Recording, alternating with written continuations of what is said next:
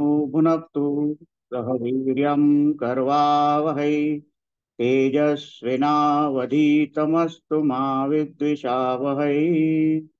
ओम शांति शांति शांति। श्री राम जय जय राम। श्री राम जय राम जय जय राम। श्री राम जय जय राम। श्री राम जय राम जय जय राम। श्री राम जय जय राम। श्री राम जय राम जय जय राम। श्री राम जय जय राम। श्री राम जय राम जय जय राम। श्री राम जय जय राम। श्री राम जय राम जय जय राम। श्री राम जय जय राम। श्री राम जय राम जय जय राम। श्री राम जय जय राम। श्री राम जय राम जय जय राम। श्री राम जय जय राम। श्री राम जय राम जय जय राम। श्री राम जय जय राम। श्री राम जय राम जय जय राम। श्री राम जय जय राम। श्री राम जय राम जय जय राम। श्री राम जय जय राम। श्री राम जय राम जय जय राम। श्री राम जय जय राम। श्री राम जय राम जय जय राम। श्री राम जय जय राम। श्री राम जय राम जय जय राम। श्री राम जय जय राम। श्री राम जय राम जय जय राम। श्री राम जय जय राम। श्री राम जय राम जय जय राम। श्री राम जय जय राम। श्री राम जय राम जय जय राम। श्री राम जय जय राम। श्री राम जय राम जय जय राम। श्री राम जय जय राम। श्री राम जय राम जय जय राम। श्री राम जय जय राम। श्री राम जय राम जय जय राम। श्री राम जय जय राम। श्री राम जय राम जय जय राम। श्री राम जय जय राम। श्री राम जय राम जय जय राम। श्री राम जय जय राम।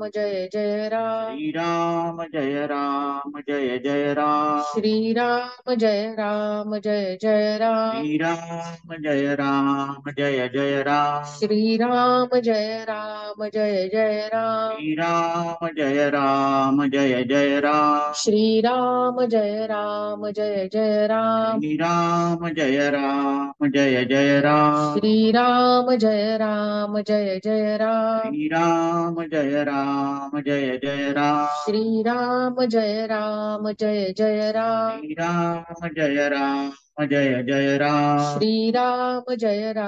जय जय राम। श्री राम जय राम जय जय राम। श्री राम जय जय राम। श्री राम जय राम जय जय राम। श्री राम जय जय राम। श्री राम जय राम जय जय राम। श्री राम जय जय राम। श्री राम जय राम जय जय राम। श्री राम जय जय राम। श्री राम जय राम जय जय राम। श्री राम जय जय राम। श्री राम जय राम जय जय राम। श्री राम जय जय राम। श्री राम जय राम जय जय राम। श्री राम जय जय राम। श्री राम जय राम जय जय श्री राम। राम जय जय राम। श्री राम जय राम जय जय राम। श्री राम जय जय राम। श्री राम जय राम जय जय राम। श्री राम जय जय राम। श्री राम जय राम जय जय राम। श्री राम जय जय राम। श्री राम जय राम जय जय राम। श्री राम जय जय राम। श्री राम जय राम जय जय राम। श्री राम जय जय राम। श्री राम जय राम जय जय राम। श्री राम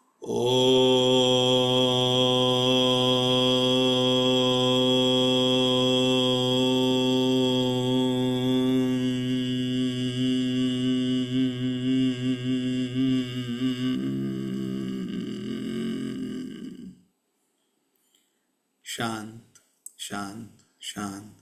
आपण जो आता ओंकारचा नाद केलेला आहे, ओंकारचा जो आपण ध्वनी केलेला आहे, तो मनातल्या मनात आठवून साठवण्याचा प्रयत्न करा.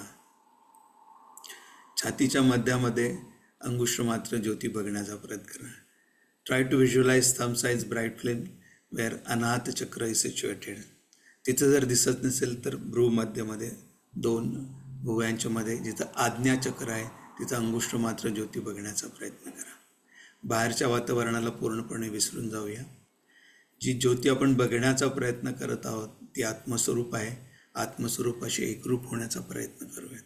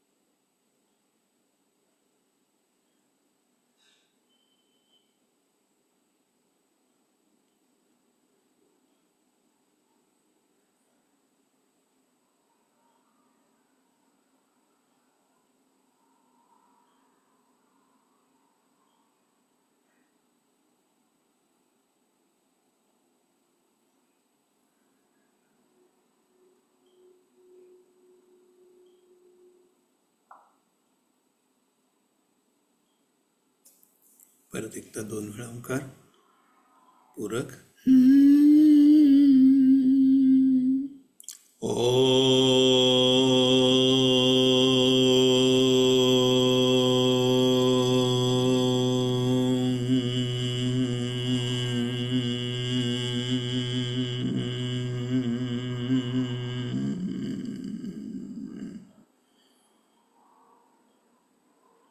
पूरक.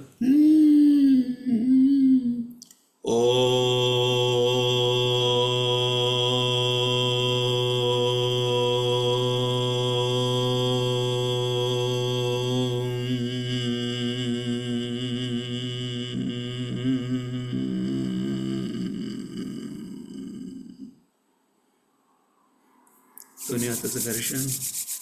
जी ऊर्जा आपण ओंकार साधनेच्या अभ्यासातून मिळवली त्या ऊर्जेचं संचलन पूर्ण शरीरभर करूयात. चेहरा काप करूयात.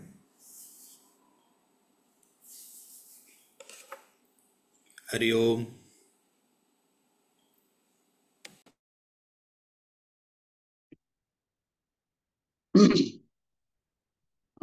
ज्ञानेश्वरी अध्याय 7 श्लोक 25 आणि 26. प्रथम श्लोक 25चं वाचन, त्यानंतर ज्ञानेश्वरीतील 25व्या श्लोकावरच्या ओव्या, त्यानंतर श्लोक 26 आणि श्लोक 26 वरच्या ओव्या. आपण ओम नमोजी आद्यापासून सुरू करू. ओम नमोजी आद्या वेद प्रतिपाद्या जय जय स्वसंवेद्या आत्मरूपा देवा तुची गणेशु सकलमती प्रकाशु म्हणे निवृत्ती दासु अवधारी जोजी अकार चरणयुगल उकार उदर विशाल मकार महामंडल मस्तकाकारे हे तिन्ही एकवटले तेथे शब्द ब्रह्म कवळले ते मिया गुरुकृपा नमिले आदि बीज आता अभिनव वाग्विलासिनी दे चातुर्यार्थ कला कामिनी ते शारदा विश्वमोहिनी नमस्कारली मिया तैसा पुढत पुढती तोची मिया अभिवंदिला श्री गुरुची जो अभिलषित मनोरुची पुरविता तो पुंडलीक वरदा हरी विठ्ठल श्री ज्ञानदेव तुकाराम पंढरीनाथ महाराज की जय. भगवद्गीता अध्याय 7 श्लोक 25. नाहं प्रकाशः सर्वस्य योगमाया समावृतः मूढोऽयं नाभिजानाति लोकमामजमव्ययम्. काजे योगमाया पडळे हे झाले आहाती आंधळे म्हणून प्रकाशाचेनिही देहबळे न देखती माते एरवी मी नसे ऐसे काही वस्तुजात असे, पाहे पा कवन जळरसे रहित आहे. पवन कवनातेन शिवेची, आकाश केन समायेची, हे असो एकमीची विश्वी असे. वेदाहं समतीतानि वर्तमानानि चार्जुन, भविष्याणि च भूतानि मातु वेदन कश्चन. येथे भूते जिये अतितली, तिये मीची होऊन ठेली, आणि वर्तत हाती जे तुली तीही मीची. भविष्य माणे जियेही, तीही मजवेगळी नाही, हा बोलची एरवी काही, होयना जाय. दोराचिया सापासी, डोंबा बडीना गव्हाळा ऐसी, संख्यान करवे कोण्हासी, देवी भूतासी मिथ्यत्वे. ऐसा मी पंडुसुता, अनुस्यूत सदा असता, या संसार जो भूता, तो आने बोले. आता थोडी ऐशी, गोठी सांगिजेल परियेसी, जै अहंकार तनुसी वालभ पडिले. सर्वांना माझे ज्ञान नाही, कारण योगमायेने मी आच्छादित झालो आहे. म्हणूनच हे मूळ जग जन्मरहित व नाशरहित अशा मला जाणत नाही. कारण की ते योगमायेच्या पडद्याने आंधळे झाले आहेत. म्हणून स्वरूप प्रकाशाने भरलेल्या दिवसाच्या बळाने देखील ते मला पाहत नाहीत. सहज विचार करून पाहिले तर ज्यामध्ये मी नाही असा काही पदार्थ मात्र आहे काय? असे पहा की रसाशिवाय पाणी कोठे आहे काय? वारा कोणाला शिवत नाही, आकाश कोठे व्यापित नाही, हे बोलणे राहू दे. मीच एक सगळ्या विश्वास व्यापून आहे. हे अर्जुना, मागे झालेल्या, सध्या असलेल्या व होणाऱ्या प्राण्यांना मी जाणतो, पण मला कोणी जाणत नाही. ह्या जगात जितके प्राणी होऊन गेले ते मीच होऊन राहिले, आणि हल्ली जितके प्राणी हयात आहेत तेही मीच आहेत. पुढे जे प्राणी होणार आहेत तेही माझ्याहून निराळे नाहीत. हे सर्व फक्त बोलावयाचेच, वास्तविक काही होत नाही व जात नाही. दोरीवर भासणारा साप कोणत्या जातीचा आहे, म्हणजे डोंबा आहे की बडी आहे का गव्हाळासारख्या टिपक्यांचा आहे, असा कोणताही निश्चय करता येत नाही. त्याप्रमाणे प्राण्यांसंबंधी निश्चय करता येत नाही, कारण प्राणी मिथ्या आहेत. अर्जुना, याप्रमाणे मी सदा अखंडित असताना या प्राण्यांच्या मागे जन्ममरणरूपी संसार लागला आहे, तो वेगळ्या प्रकाराने. त्यासंबंधी आता थोडीशी गोष्ट सांगतो, ऐक. जेव्हा अहंकार आणि देह यांचे एकमेकांवर प्रेम जडले. जय जय रघुवीर समर्थ.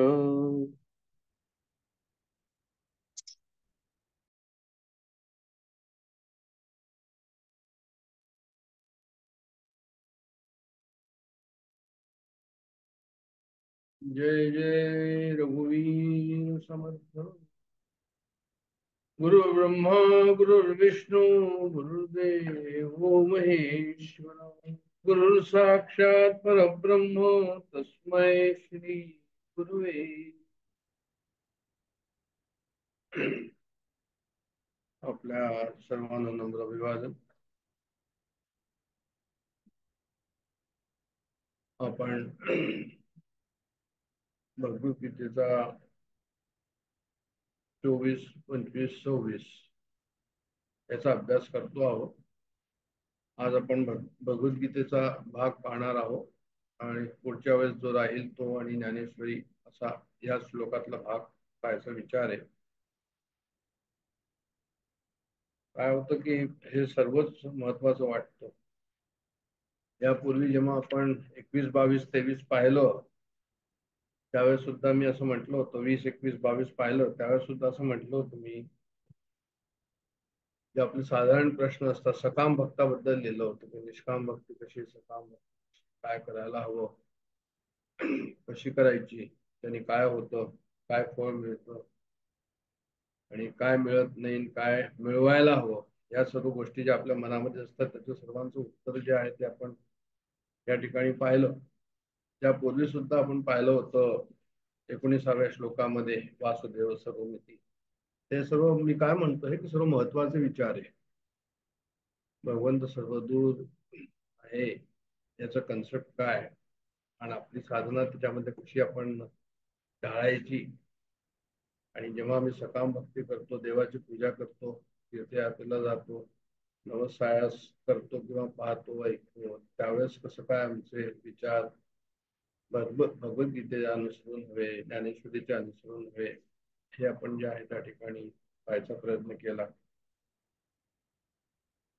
आणखी त्याचं चिंतन जर करत गेलं तर आपल्याला निश्चित असं उत्तर जे आहे त्या प्रश्नाचं ते असं वाटतं की त्याचं अनुत्तरित आहे असं वाटतं, किंवा पार्शल उत्तर मिळालं असं वाटतं, त्याचं उत्तर पूर्ण मिळेल तर त्याचं परत परत म्हणून या आमच्या रोजच्या रोजमर्या ज्याला आपण म्हणतो रोजच्या जीवनाच्या प्रश्नाचं जर आम्ही चिंतन केलं तर निश्चितच मिळेल. आणि ह्या बॅकग्राऊंड मध्येच 24, 25 आणि 26 हे जे श्लोक आहे हे सुद्धा असेच आहे की जे आपल्याला म्हणजे असं सांगतात की भगवान जो आहे तो अवतरित झालेला आहे.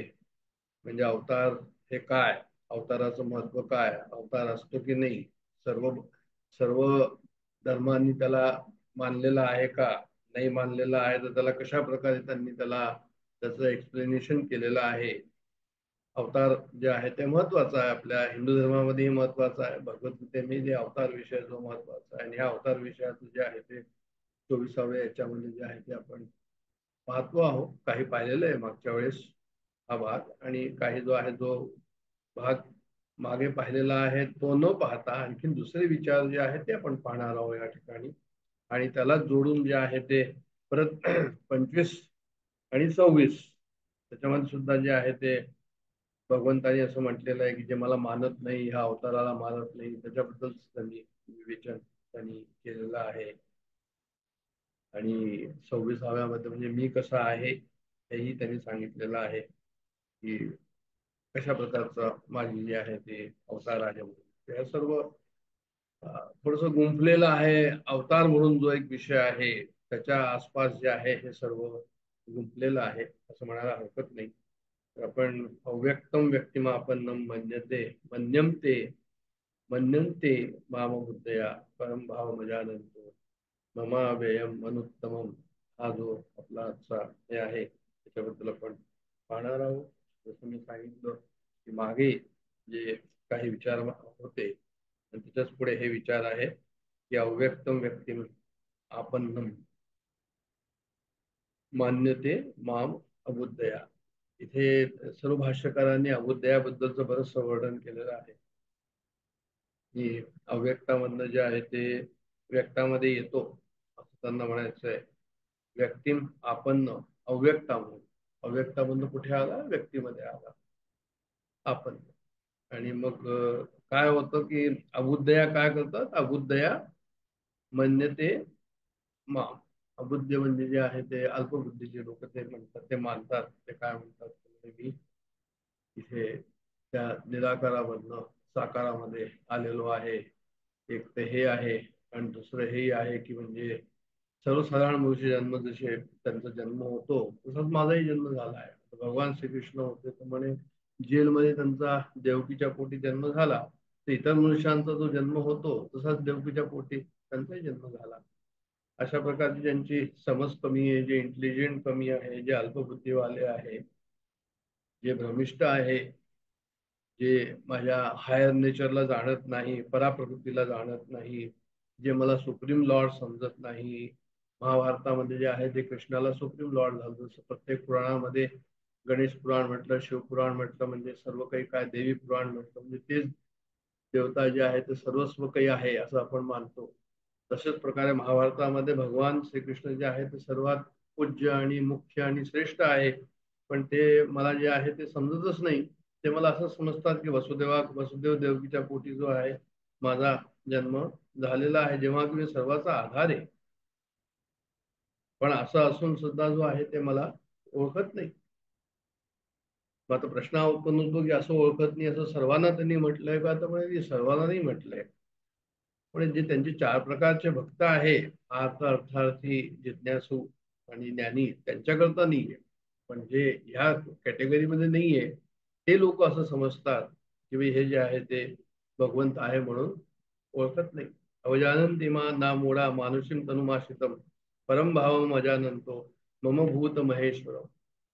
जे आहे ते 9व्या अध्यायामध्ये 11वा श्लोक हा आहे. सुद्धा भगवंतांनी म्हटले की माझ्या अवताराला जे आहे ते ओळखत नाही. मी कोण, मूळ लोक आहे, अशा प्रकारे त्यांनी त्याला म्हटलेलं आहे. म्हणजे श्वेताश्वतर उपनिषद आपल्याला असं सांगतं की यस्य देवे पराभक्ती, आणि यस्य देवे पराभक्ती यथा देवे तथा गुरु. त्यांना असं म्हणायचं त्या ठिकाणी की जे हे आहे म्हणजे गुरु जे आहे ते, गुरूंना जे आहे ते आम्ही समजत नाही. म्हणजे गुरु देव आहे, गुरु अवतार आहे, हे जे आहे त्यावेळेस त्या शिष्याला समजण्यात येत नाही, कारण तो ओळखू पावत नाही. आता रामकृष्णांना जे आहे ते पागल बाबाच म्हणत होते त्यावेळेस, त्यांना कोणी ओळखतच नव्हतं त्या ठिकाणी. लोक त्यांच्याकडे एक पूजक म्हणून पाहत होते की पूजा करणारा हा एक आहे भट त्या ठिकाणी, किंवा कोणी म्हणत होते अरे हा तर अर्धवट आहे म्हणून, त्याची कृती जी आहे ती योग्य नाही, कधी कसं वागतो कधी कसं वागतो. पण ते तोतापुरी सारखे लोक किंवा काही भक्त लोक जे आज सुद्धा परत परत जे आहे त्या सर्वांची आपण महिमा गातो, विवेकानंदांची सुद्धा महिमा गातो, त्यांनी त्यांना ओळखलं. तर सांगत असं की अवजानंती मा मुढा, म्हणजे सर्वच लोक ओळखतात असं नाहीये. अबुद्धे म्हटलंय त्यांनी, म्हणजे बुद्धी नाही असंही नाही म्हटलंय या ठिकाणी, अल्पबुद्धी आहे. ह्या ठिकाणी जो शब्दप्रयोग केला आहे तो त्यांनी या ठिकाणी अल्पबुद्धीचा प्रयोग केला. म्हणजे बुद्धीचा अभाव आहे असं त्यांच्या ठिकाणी बुद्धीचा अभाव आहे. तर बुद्धीत विवेक राहत असूनही, संसाराला उत्पत्ती विनाशील जाणत असूनही ते त्या भगवंताला मानत नाही असं त्यांना म्हणायचं. म्हणजे हेच त्यांच्यात बुद्धिरहितपणा, मूर्खपणा आहे. म्हणजे बुद्धी आहे पण ती कशा प्रकारची, संसारामध्ये ती बुद्धी चालते, ती बुद्धी जी आहे ती आपली परमार्थामध्ये चालत नाही. तर सांगतात असं या ठिकाणी की जे त्या अवताराला कुणी ओळखलं नाही असं मला वाटतं. दुर्योधनाने सुद्धा जे आहे ते भगवान श्रीकृष्णाला ओळखलं नाही असं महाभारतामध्ये वर्णन आहे, की जेव्हा तो शिष्टाई करायला गेला त्यावेळेस विचार करत होता दुर्योधन की याला आपण जे आहे ते पकडून ठेवू, त्याला जे आहे ते कोंडूनच ठेवूया, म्हणजे हा आपल्याला गडबड करणार नाही म्हणून अशा प्रकारचं होतं. म्हणे तिथे काहीतरी त्यांनी छोटं विश्वरूप दर्शन त्या दुर्योधनाला काहीतरी दिलं, घाबरला तो, असं काहीतरी झालं त्या ठिकाणी, असं आहे महाभारतामध्ये. तर नाही असं ओळखण्यात येत की भाई हा अवतारी मनुष्य आहे किंवा हे क्रिएशन जे आहे स्पेशल आहे. कारण की काय होतं की प्रकृतीने जेव्हा आपण अवताराबद्दल गोष्टी करतो तेव्हा दोन प्रकारचे क्रिएशन याच्यामध्ये वर्णन केलेले आहे. एक तर सामान्य क्रिएशन, सर्व पंचमहाभूत, प्राणी जे आहे, पशु पक्षी प्राणी, झाडं वगैरे सर्व, आणि नंतर मनुष्य, ह्या सर्व मनुष्य देवता गंधर्व सर्व काही त्याच्यामध्ये आले. हे एक सर्वसाधारण असं त्यांनी दाखवलंय की हे मायेपासून क्रिएशन आहे, ईश्वराने केलं. आणि दुसरं एक स्पेशल क्रिएशन म्हणून त्याला म्हणतात.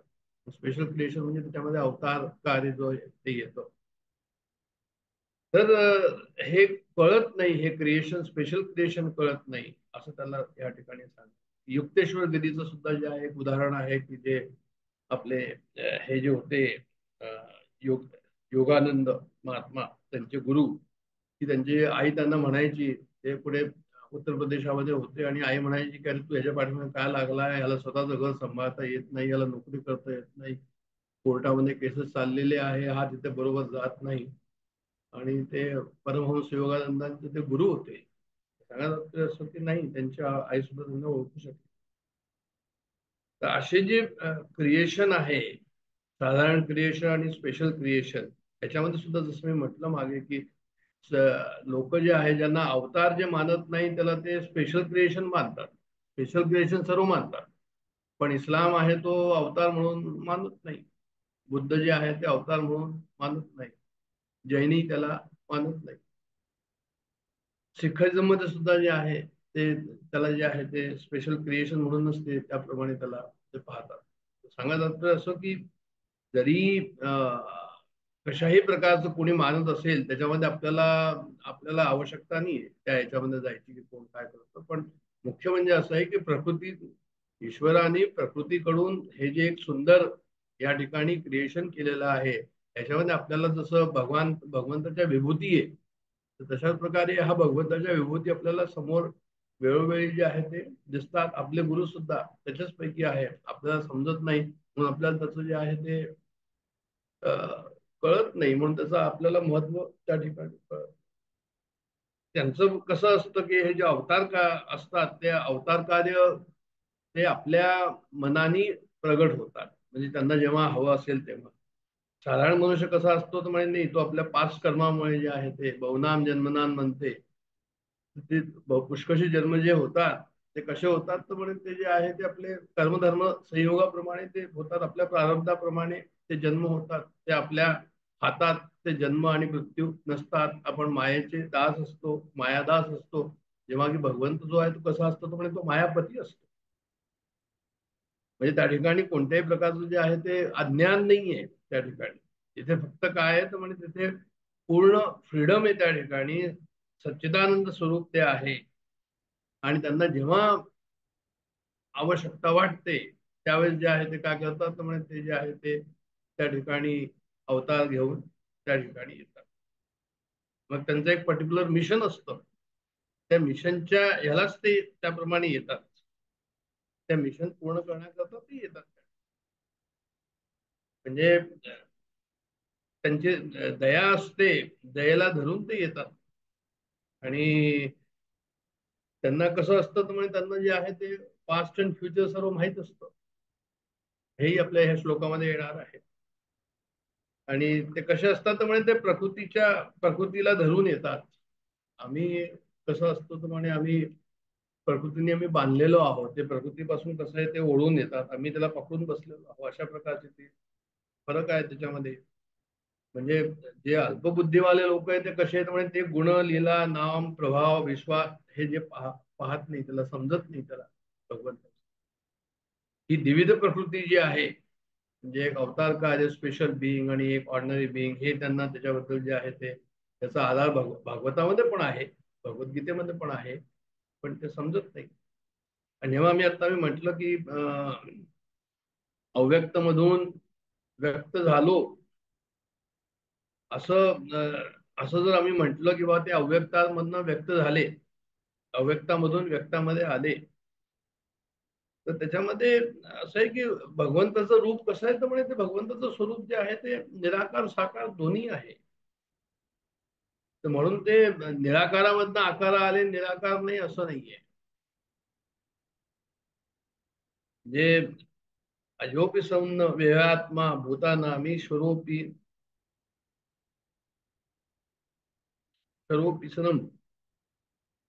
तर हे जे आहे हे कसं आहे तर म्हणे हे प्रकृती स्वामी दिष्टाय ससंभवात्मया मायया, असं जो एक 4थ्या अध्यायामध्ये 6वा श्लोक आहे, त्याचा अर्थ एवढाच आहे की मी अजन्म आहे, अविनाशी आहे आणि प्रकृतीचा आधार घेऊन आलेलो आहे, असं भगवंत या ठिकाणी म्हणतात. आणि ते कशा करता येतात तर म्हणे यदा यदा ही धर्मस्य ग्लानिर्भवति भारत, सर्वांच्या कल्याणाकरता येतात. अभुत्थानम धर्मस्य तदात्मानं सृजाम्यहम् परित्राणाय साधूनां विनाशाय च दुष्कृताम् धर्म संस्थापनार्थाय संभवामी युगे युगे. हे जे मनुष्य रूपामध्ये प्रगट झालेले जे भगवंताचं स्वरूप आहे या ठिकाणी, तर परमेश्वरच जे आहे, जो अव्यक्त परमेश्वर आहे, जो निर्गुण आहे, तोच जो आहे तो साकार आहे. तर असं जर समजलं तर काय, तर ते म्हणतात की म्हणे हो म्हणे जे आहे ते जो निराकाराला, त्याच्यामध्ये आपल्याला असं समजायचं आहे की असं नाहीये की जो निराकार आहे तो म्हणजे तो साकार नाही झाला, किंवा साकार आहे तो निराकार नाही, असं नाही. तोच निराकार आहे, तोच साकार. कोणती अशी व्यवस्था नाहीये, कोणती अशी जागा नाही की ज्या ठिकाणी भगवंत नाही.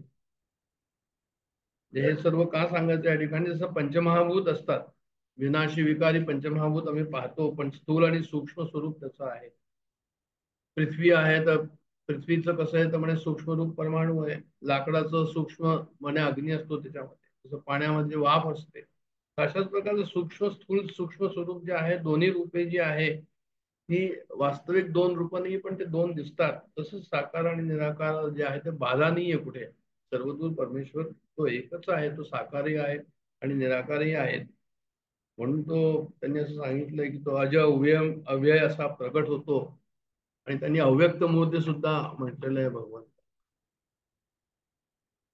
जे हे कसं आहे की या ठिकाणी जे आपण अवताराचं या ठिकाणी संकल्पना पाहतो आहोत, तर अवताराची संकल्पना जी आहे ती या ठिकाणी दिलेली आहे. रामसुखदास महाराजांनी म्हटलेलं आहे की असं नाही समजायचं कोणी जसं इस्कॉनवाले म्हणतात की नाही तो सगुण साकारच आहे शेवटलं आणि निराकार नाहीये म्हणून. सगुण रूप जे आहे ते श्रेष्ठ आहे असं जे म्हणतात. रामसुखदास महाराजांनी या ठिकाणी लिहिलंय की असं नाही किंवा फक्तच निराकार आहे आणि सगुण साकार नाही असंही नाही, तर सर्वदूर भरलेलं आहे. चिद्विलासवाद ज्याला म्हणतात जे आहे ते रामसुखदास महाराजांचं जे दृष्टिकोन आहे तो अशा प्रकारचा होता. त्यांनी दोघांनाही सुख म्हटलेलं आहे की असं नका समजू की फक्त निराकार आहे फक्त साकार आहे, पण त्याला समजून दोघं त्याच्यामध्ये आहे. अशा प्रकारे अवताराचं कार्य आणि भगवंत सर्वदूर कसं आहे हे सर्व या ठिकाणी दाखवलंय की त्यांनी जे आहे ते आपल्याला हे समजायला पाहिजे की भगवंत जो आहे तो एक अशी गोष्ट सांगितली गेली की जो आहे तो एक चोर चालला होता आणि 4 शिपाई चालले होते. आपलं क्रिएशन आणि भगवंताचं क्रिएशन ह्याच्यामधला हा फरक आहे. भगवंत कसा आहे तर म्हणजे भगवंत जो आहे तो मायेचा आधार घेऊन आपल्या समोर येतो, त्याचं आवरण घेऊन आपल्या समोर येतो. आम्ही कसं करतो पण मायाला आम्ही जे आहे ते वेष्टिलेलो आहोत, ज्याच्यामध्ये लिप्त आहोत. चोर चालत होता आणि 4 शिपाई चालत होते, तर लहान मुलांनी म्हटलं की अरे हे कोण, तर म्हणे हा चोर. अशा प्रकारे त्याला सांगितलं गेलं. आणि त्याच्यानंतर राया चालला होता आणि शिपाई चालले होते, तर म्हणजे तिथे उलट झालं. राया जे आहे ते शिपाई कसे होते तर म्हणे त्याचे सेवक होते. तर तशीच भगवंताची माया ही सेवक आहे. आणि आमचं कसं आहे की म्हणे आम्ही मायेच्या याच्यामध्येच आम्हाला जे आहे त्याचं टेम्पटेशन म्हणा काही म्हणा तुम्ही, की मायेच्या याच्यामध्येच आम्ही जातो. हे जे एक स्वरूप आहे अवताराचं आणि साधारण मनुष्याचं, हे दाखवण्याचा प्रयत्न या ठिकाणी केला. एक स्पेशल क्रिएशन आणि ऑर्डिनरी क्रिएशन अशा प्रकारचे कन्सेप्ट अवताराचे जे आहे ते या ठिकाणी आम्ही पाहिले. आणि ह्याच्यानंतर जे आहे ते पुढचं जे आहे ते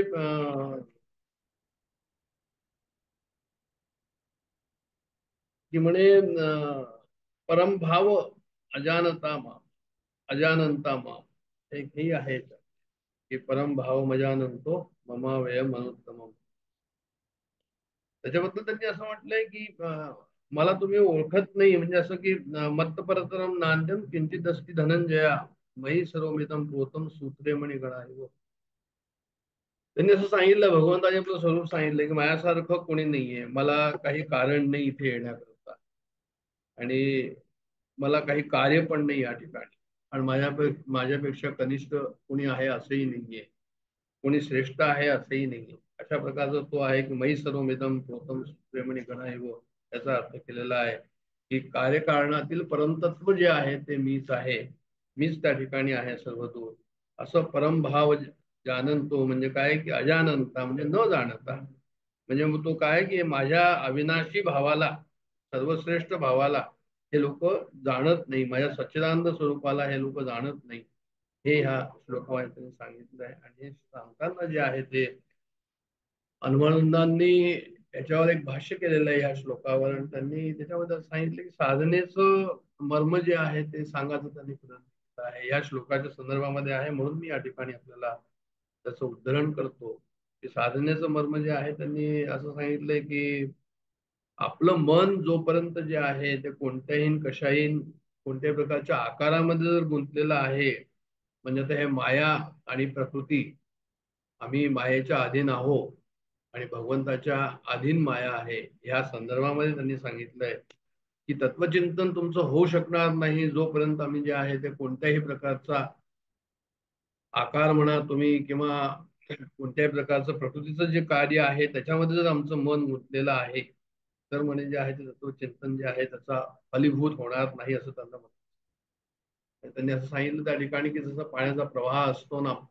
तो प्रवाह चाललेला आहे आणि आमचाही जो आहे तो अध्यात्माचा प्रवास या ठिकाणी चाललेला आहे त्या पाण्याच्या प्रवाहामध्ये सारखं. आणि त्या पाण्याच्या प्रवाहामध्ये जसे भोवरे असतात, ते भोवरे काय करतात तर म्हणे ते गोल गोल गोल गोल ते पाणी तिथे फिरतं, त्याच्यामध्ये समजा एखादं काही आलं असेल, एखादा लाकडाचा तुकडा आला असेल तोही गोल गोल फिरतो. ते पुढे जे आहे ते जाणं त्याला कठीण होतं. चक्रच त्या ठिकाणी काढत राहतात. ती गतीच वेगळी भासते त्या ठिकाणी. तसंच आमचा पुनरपि जननम पुनरपि मरणम हे जे आमचं आहे या ठिकाणी ते सुद्धा जे आहे ते अशाच प्रकारे आहे की आम्ही देहरूपी भोवरा, या देहरूपी भोवऱ्यामध्ये जे आहे ते त्या ठिकाणी आम्ही त्यामध्ये त्या भोवऱ्यामध्ये आलेलो आहोत. म्हणून आमचे विचार जे आहे ते कसे आहेत म्हणजे संसाराबद्दलचे विचार आहे. आमचे विचार जे आहे ते संसाराबद्दलचे आहे की आमचे जे आहे ते मुलं म्हणा, मुली म्हणा, बायको म्हणा, सगळे सोयरे म्हणा, याच्या संबंधाबद्दलच जे आहे ते आमच्या देहाच्या विरुद्ध आमचे सर्व विचार 24 तास चालत राहतात. हे आम्हाला शेवटी कबूलच करावं लागेल. कारण ह्यात काही वाद नाही की पुष्कळ आजपर्यंत जीवनामध्ये जे आहे जागृत जीवनामध्ये आमचे विचार जे आहेत ते आमच्या भोवती देहाभोवती मी आणि माझं त्याच्याच भोवती जे आहे ते चालत राहतात. आणि आपला कल्याणाचा जो मार्ग आहे तो देहतादात्म्याचा त्याग ज्याने होईल तो आपला मार्ग आहे. त्यांनी असं सांगितलं त्या ठिकाणी तुम्ही कितीही साधना करा काही होणार नाही जोपर्यंत आमचं देहतादात्म्य नष्ट होत नाही. म्हणजे आमचं देहतादात्म्य नष्ट करण्याकरता जी काही आमची साधना आहे तीच झाली पाहिजे. देहतादात्म्य भाव जर नष्ट झालं तरच जे आहे ते साधना झाली. म्हणजे होतं काय पुष्कळ वेळा त्यांनी असं सांगितलंय कारण याच्या पूर्वीचे जे श्लोक आहे सकाम कर्माबद्दल जे श्लोक आहे त्या संदर्भामध्ये त्यांनी म्हटलंय की किती सकाम तुम्ही साधना केली, रामाची केली, कृष्णाची केली, देवीची केली, तरी पण म्हणे काय होईल का रे मी अमका राम भक्त आहे, मी कृष्ण भक्त आहे, मी हरिओमच म्हणेन, मी जय श्रीराम म्हणेन, मी जय श्रीकृष्ण म्हणेन, मी ते म्हणणार नाही, ते असं होईल. तर अशा प्रकारचं जे आहे ना त्या ठिकाणी कुठे ना कुठे तो भाव जर अडकत असेल, देह तादात्म्यामध्ये जर आम्ही अडकलेलं असू, आमचा अहंकार जर त्या ठिकाणी असेल तर ते म्हणतात की आहे तो पण काम होणार नाही. जेव्हा देह तादात्म्याचा भाव जाईल तेव्हाच जगत बाद होईल.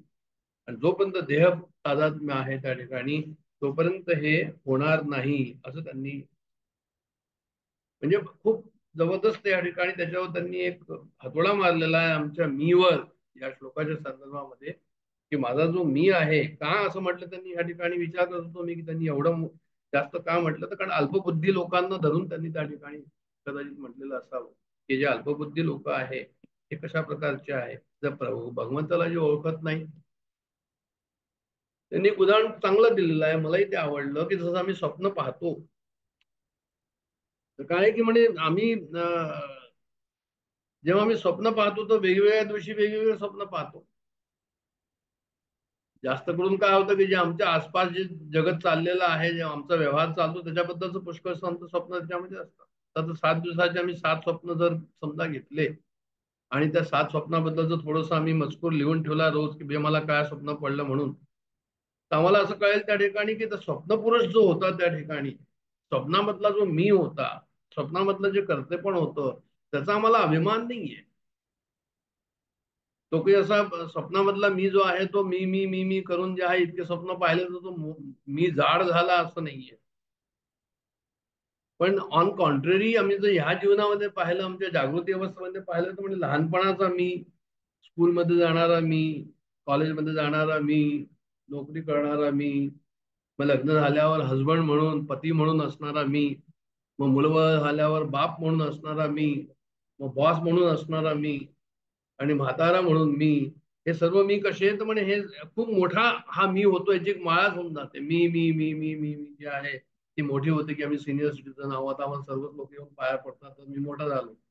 सांगायचं तर असं की ही जी मीची माळा आहे ही माळा जाडच जाड होत जाते. पण त्याच्या मागे परब्रह्म परमात्माची जाणीव त्याच तो अखंड आहे म्हणजे आय एम दॅट किंवा ती जी अवेअरनेस आहे तो जो साक्षीभाव आहे तो जे शुद्ध चैतन्य आहे ते त्या ठिकाणी जे आहे ते आपल्याला लक्षात येत नाही. त्याच्याबद्दल आपल्याला जे आहे ते आठवण येत नाही आणि काय होतं तर म्हणे आमचा मी जो आहे तो आणखीन मोठाच मोठा होत जातो आणि देहात्म भाव त्या ठिकाणी आणखीन जास्त होतो.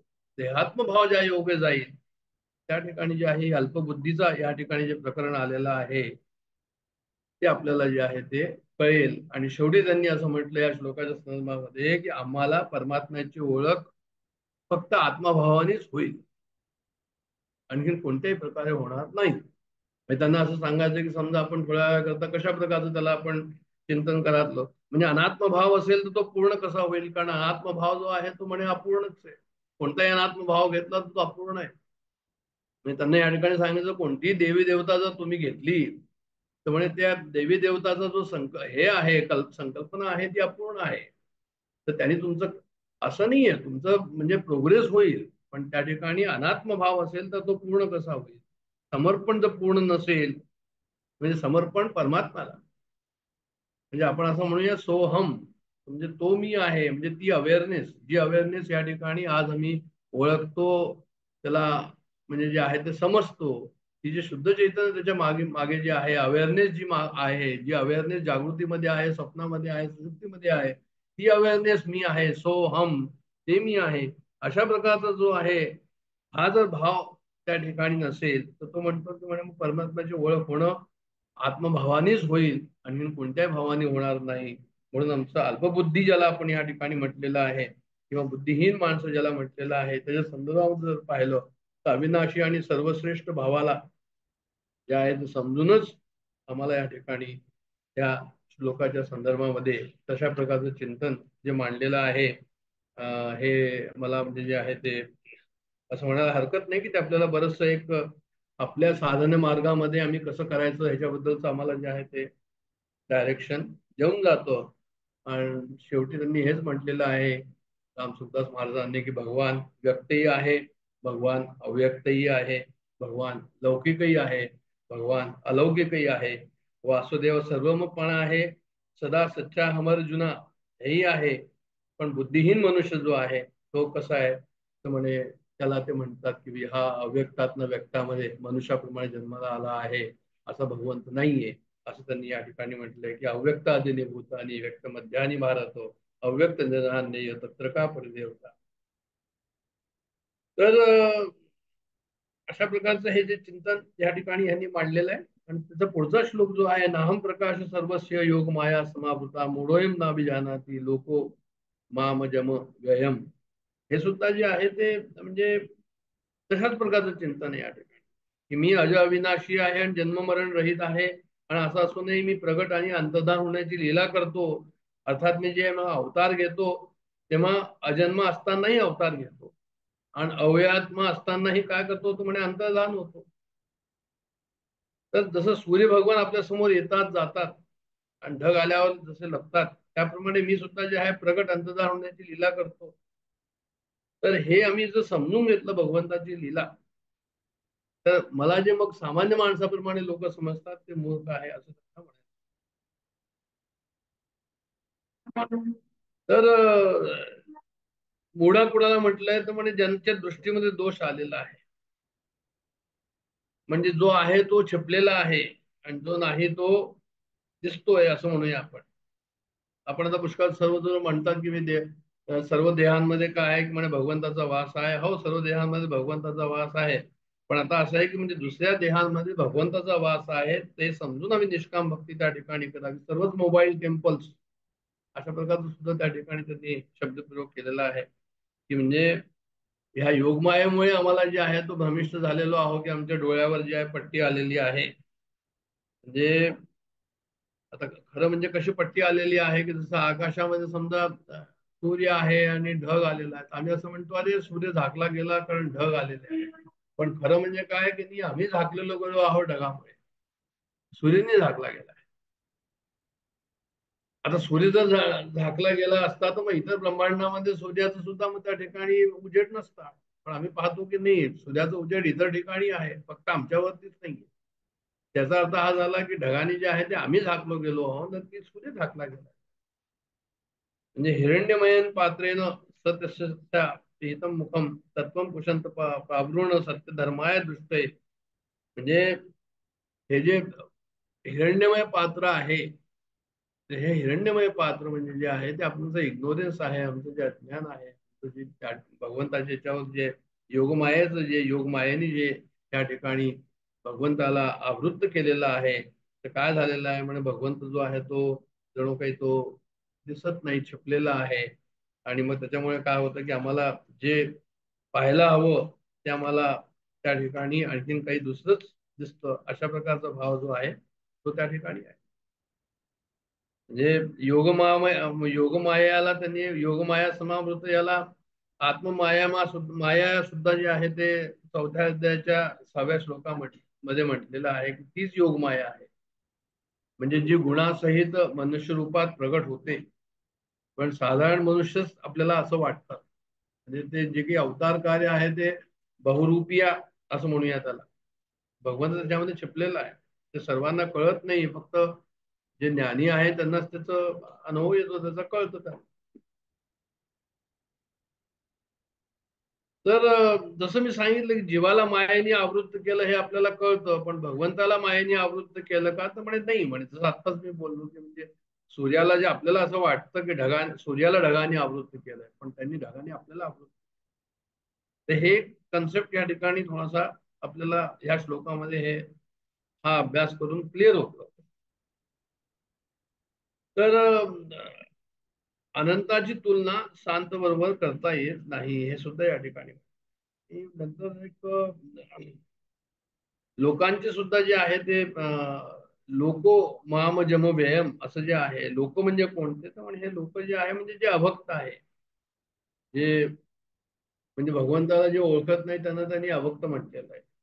मग ते पुण्यात्मा का नसो, पापी असो, पुण्यात्मा असो, अज्ञानी आहे, ते सर्वांकरता त्यांनी जे आहे ते लोक माम जम व्ययम अशा प्रकारचा अर्थ या ठिकाणी केला आहे की जो जे भगवंताची गुण प्रभाव स्वरूप लीला रहस्य महिमा जाणत नाही आणि त्याला साधारण मनुष्य समजतात आणि तो जन्ममृत्यूच्या परे आहे, नित्य आहे, सत्य आहे, सच्चिदानंद आहे, साक्षात परमेश्वर आहे हे ओळखत नाही. म्हणजे हा जो मूळ मनुष्य समुदाय मला अज अविनाशी योग्य रीतीने जाणत नाही, त्या सर्वांच्या समोर योग मायेने चांगल्या रीतीने झाकलेला मी प्रगट होत नाही. म्हणजे तुम्हाला एखाद वेळेस असंही तुम्ही म्हणू शकता की ते जे पेंटिंग असतं ग्लासचं, की त्याला आतमध्ये बसलेला बाहेरचं दिसतं, पण बाहेरचं बसलेला आतमध्ये दिसत नाही. तर तशाच प्रकारचं जे आहे ते या ठिकाणी काही असावं असं मला म्हणायचं. तर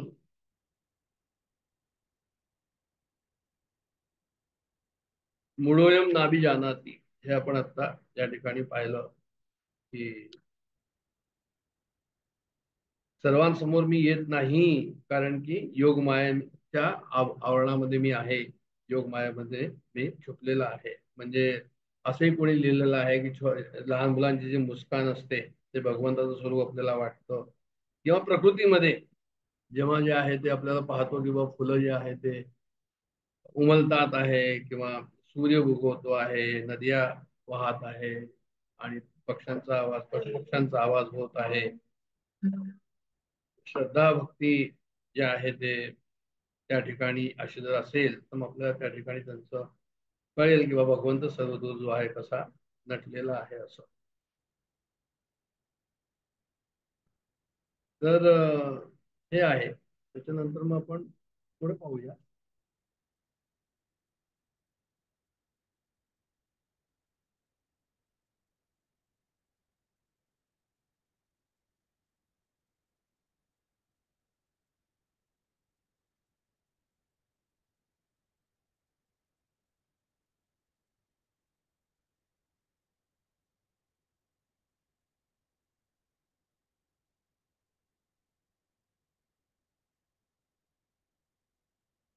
काही या ठिकाणी आणखी विचार त्यांनी मांडलेले आहे की कोणी असं म्हटलं या ठिकाणी किंवा तुम्ही असं म्हणता किंवा त्यांचा मनुष्यासारखा जन्म झाला, पण तुमचं ते कृष्ण आम्ही जर पाहिलं महाभारतामध्ये आणि देवकीच्या पोटी भगवान कृष्ण जन्म झाला, तर मग आता असं सर्व जर इतिहास आहे आणि त्या इतिहासाप्रमाणे आम्ही जे आहे ते भगवान कृष्णाचं वर्णन करतो, तर मग हे कसं काय म्हणून याला तुम्ही कसं हे कराल? तर म्हणे नाही, त्याच्यामध्ये त्यांनी दाखवलंय असं. त्यामुळे जे आहे ते भगवान श्रीकृष्णा जन्म झाला त्यावेळेस भगवंतानी काय केलं तर म्हणे चतुर्भुज रूप देवकीला दाखवलं त्या ठिकाणी. आणि त्या देवकीला त्यांनी शंखचक्र गदा असं ते स्वरूप पाहून ती देवकी जे आहे ते घाबरून गेली की अरे म्हणजे एवढा मोठा आहे तू, म्हणे तुला कदाचित कंसाचा जो आहे तो पकडून मारेल, तू असं काही करू नको. ती जी आहे ती घाबरून गेली, तुला तू मारेल. तर म्हणून तू काय करतो म्हणे, तू नाही जसा झाला आता तसंच माझ्या याच्यामध्ये ये, मांडीमध्ये ये. तर अशा प्रकारचं त्याचं तिला दर्शन जरी दिलं तरी पण म्हणजे त्यांना असं असं म्हणायचं या ठिकाणी की योगमाय समावृत्त, म्हणजे योगमायेच्या साह्याने भगवंतांनी जे आहे या ठिकाणी ते प्रगट झाले असं त्यांना या ठिकाणी सांग. म्हणजे ते कसे तर म्हणे ते अव्ययम आहे आणि अज आहे, असं अनादि पुरुष आहे, अव्ययम आहे, म्हणजे जे आहे त्याला काही कोणत्याही प्रकारचा त्या ठिकाणी व्यय नाही, असं अनादि म्हणजे ओल्डेस्ट पर्सनॅलिटी असं म्हटलं. तर आता अशा प्रकारचं जर आम्ही हे पाहिलं की त्यांचं स्वरूप जे आहे ते कशा प्रकारचं आहे आणि नाहम प्रकाश हे आपण पाहिलं की जे आहे ते आय डोंट मॅनिफेस्ट, म्हणजे जे आहे ते ही इज कवर्ड बाय योग माया म्हणून आपल्याला कळत नाही, हे एक झालं या ठिकाणी. त्याच्यानंतर नाहम प्रकाश सर्वस्व हा जो मूळ समुदाय आहे याच्यामध्ये एक असंही दिलेलं आहे त्यांनी की जेव्हा आपल्याला दुःख होतं तेव्हा आम्ही भगवंताचं जे आहे ते आठवण करतो, आणि दुःख नसेल तर भगवंताची आठवण करत नाही. तर कुंतीनी असं म्हटलं होतं की मला जे आहे ते दुःखच होत राहावं. का दुःख होत राहावं तर म्हणजे तुझं जो भगवंत आहे त्या भगवंताची आठवण आम्हाला त्या ठिकाणी राहील. आता खरं म्हणजे काय की मी अजन्म आहे आणि अव्यय आहे हे जे आलेलं आहे या ठिकाणी, याच्यामध्ये एक असाही विचार दिलेला आहे की मी अजन्म आहे तर कसं आहे तर म्हणे मी समजा आता म्हातारा झालो आहे तर म्हणे मला असं वाटत नाही की जो आहे तो मी म्हातारा झालो आहे. असं का वाटत नाही की मी म्हातारा झालेलो आहे? कारण काय की आमचं जे स्वस्वरूप आहे ते देशकाल वस्तू परिस्थिती याच्या पलीकडे, तसं ते पलीकडे असल्यामुळे काय होतं की म्हणजे मग आपल्याला असं वाटत नाही की बा आमचं वय वाढतंय, हा अनुभव आम्हाला येत नाही. कारण आमचं खरं स्वरूप कशा प्रकारचं तर म्हणजे खरं स्वरूप आमचं जे आहे ते त्या ठिकाणी खरं स्वरूप जे आहे ते त्याला काहीच हे नाही, म्हणजे येणं जाणं नाहीच आहे त्याला, असं असं.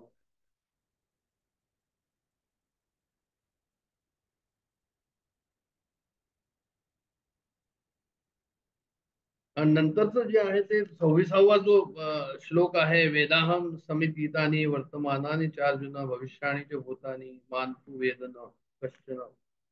त्याच्यामध्ये त्यांनी जे आहे त्यात सांगितलंय की वेदाहम म्हणजे मी जे आहे, अहम वेद म्हणजे मी जाणतो असं त्यांना म्हणायचं या ठिकाणी. वेद अहम म्हणजे आय नो, की मी काय जाणतो तर म्हणजे वर्तमानानी समतीतानी वर्तमानानी भविष्याणी, म्हणजे मी वर्तमान भूत आणि भविष्य हे सर्व मी जाणतो. च भूतानी म्हणजे सर्व भूतांचं मी जाणतो असं त्यांना म्हणायचं या ठिकाणी. आणि भूतानीमध्ये म्हणजे त्यांनी म्हटलं प्रत्येक भूताचं जे जे प्राणी आहे तर सर्वांचंच मी जाणतो. मग सर्वांचं जर मी जाणतो तर केव्हा मला जे आहे ते ज्याची जेव्हा आवश्यकता असेल त्याप्रमाणे मला जे आहे ते लक्षात येतं असं त्यांनी त्या ठिकाणी म्हणलं. तीन काळ जे आहे ते आपल्याकरता तीन काळ आहे, भगवंताकरता तर एकच काळ आहे, वर्तमान काळ. अहम वेदपदानी जरी म्हटलेलं आहे त्यांनी ते वर्तमान काळाचाच प्रयोग केलेला आहे. कारण भगवंताच्या दृष्टीमध्ये भूत आणि भविष्य असं काही आहे का तर म्हणे नाही, असं काही नाही. म्हणजे ते वर्तमान काळाचे प्राणी असो, भूताचे प्राणी असो, भविष्य काळाचे प्राणी असो, ते सर्व जे आहे ते कसे तर म्हणे भगवान सर्वांनाच जाणतात. हे प्राण्यांच्या दृष्टीने भूत भविष्य वर्तमान आहे, भगवंताच्या दृष्टीत ते नाही. उदाहरण जर द्यायचं गेलं तर म्हणजे सिनेमा पाहण्यासाठी भूत वर्तमान भविष्य हा भेद राहतो, पण तो सिनेमाच्या फिल्म मध्ये सर्व काही वर्तमानच आहे. तसंच प्राण्यांच्या दृष्टीमध्ये भूत वर्तमान भविष्याचा भेद राहतो, पण भगवंताच्या दृष्टीमध्ये कसं आहे तर म्हणे सर्व काही वर्तमानच राहतं. कारण की भगवान काळातीत आहे. देश काळ वस्तू व्यक्ती घटना परिस्थिती इत्यादी जे आहे ते कसं आहे तर म्हणे हे बदलत राहतात. भगवान कसे आहेत म्हणे ते नित्य आहे, ते नित्यच राहतात. काळांची जे अंतर्गत आहे, काळाच्या अंतर्गत जे लोक आहेत त्यांच्या प्राण्यांचे ज्ञान कसं असतं म्हणजे ते सीमित असतं. भगवंताचं ज्ञान कसं आहे म्हणजे ते असीम आहे. तर कोणी जर एखादा योगी असेल तर योगीला काय होईल तर म्हणजे योगाला योगी जो असेल तो योग करून तो काय करेल तर म्हणजे कदाचित तो ज्ञान आपलं वाढवेल. ज्या वस्तूला जाणू इच्छेल त्या वस्तूला तू जाणेल. पण भगवान कसे आहेत म्हणजे युक्तियोगी आहे, हे युंजान योगी आहे. म्हणजे यांनी योगी हे बनलेले आहे. पण भगवान कसे युक्तियोगी. युक्तियोगी म्हणजे काय की योगाचा अभ्यास केल्याशिवायच त्यांना सर्व जीवांना सर्व संसारात सर्व सामग्री समयी आपोआपच ते जाणतात असे भगवंत आहे. आणि हे जे जितके आहे आम्ही म्हणतो की भूत आहे भविष्य वर्तमान हे सर्व जीव जे आहे ते भगवंतातच नित्य राहतात. म्हणजे जे आहे ते भगवंतापासून ते कधी वेगळे राहूच शकत नाही. आणि रामसुखदास महाराजांनी असंही म्हटलंय की भगवंतातही अशी शक्ती नाही की ते जीवापासून वेगळे राहतील. म्हणजे हे विशेष. म्हणून प्राणी कुठेही असो ते कधीही भगवंताच्या दृष्टीआड होत नाही. मानतू वेद न कश्चन म्हणजे मूळ समुदायापैकी मला कुणीही जाणत नाही. आणि जे मला अजय आणि अविनाशी जाणत नाही आणि सामान्य मनुष्यासारखा समजतात त्या मुळांपैकी मला कुणी जाणत नाही. कारण पण मी सर्वांना जाणतो.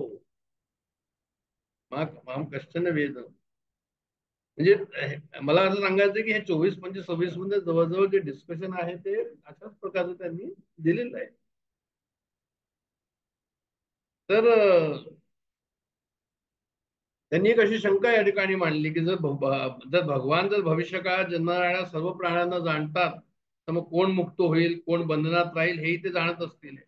कारण त्यांचं ज्ञान नित्य असतं. मग ज्यांची ते मुक्ती जाणतात त्यांना ते मुक्त होतील आणि जे बंधनात राहणार असतील ते बंधनात राहतील. तर मुक्ती परतंत्र झाली का असं त्यांना म्हणायचं आहे. म्हणतात की नाही म्हणे असं नाहीये. मनुष्याचा जो प्रयत्न आहे म्हणजे त्याचं समाधान त्यांनी दिलं या ठिकाणी. भगवंतांनी मनुष्याला शेवटचा जन्म दिला आहे आणि ह्या जन्मामध्ये जो आहे तो मनुष्य आपला उद्धार करून अथवा पतन करून त्यांनी पतन करू शकेल किंवा उद्धार करू शकेल. उद्धरेद आत्मनात्मान त्याचा उद्धाराचा अथवा पतनाचा निर्णय भगवान करत नाही असं त्यांना म्हणायचं. म्हणून कुणी असं म्हणून नाही की अरे बा त्या भगवंतांनाच माहिती आहे की मी मुक्त होईन की नाही होणार म्हणून असं त्यांना सांगितलं. म्हणजे ह्या अनंत जन्मांच्या शेवटच्या मनुष्य जन्मामध्ये सर्व काही वासुदेवच आहे असं समजून जे शरण येतात असे महात्मा दुर्लभ आहे. पण ही स्वतंत्रता आहे प्रत्येक मनुष्य की आपल्या अनंत जन्माच्या संचित कर्मा समुदायाचा नाश करून आणि त्यांनी जे आहे ते भगवंताला ते प्राप्त करू शकतात. आपली मुक्ती करून घेऊ शकतात. मग आपला भगवंताचा संकल्प असेल तर आपला उद्धार आपल्याला या ठिकाणी करता येईल असं त्यांना म्हणायचं.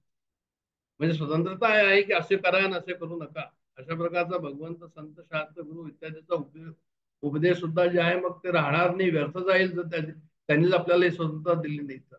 आपल्याला शास्त्राचा उपदेश आहे गुरुचा उपदेश आहे भगवंताचा उपदेश आहे. संत वाङ्मय आपल्याला खूप मोठा आहे.